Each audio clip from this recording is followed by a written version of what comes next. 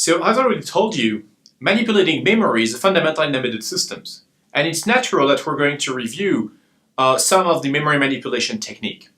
So the first thing to know is that everything in a processor is memory mapped.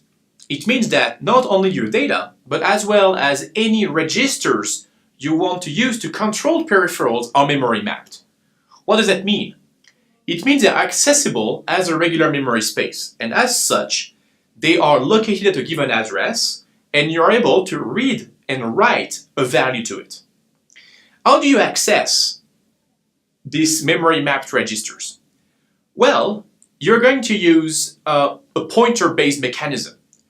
A pointer is in fact storing the address of a memory location, and when you dereference this pointer, you trigger a read or write operation to that specific address location.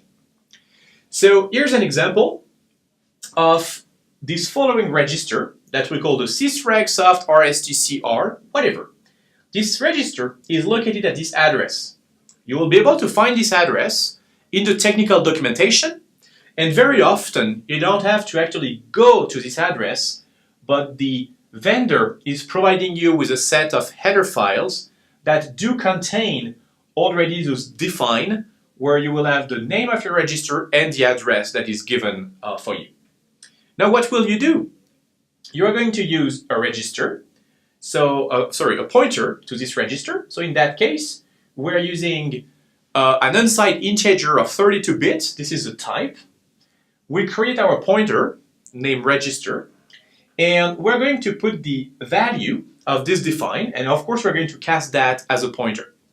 That way, the reg pointer contains the address of the register sysreg soft rstcr.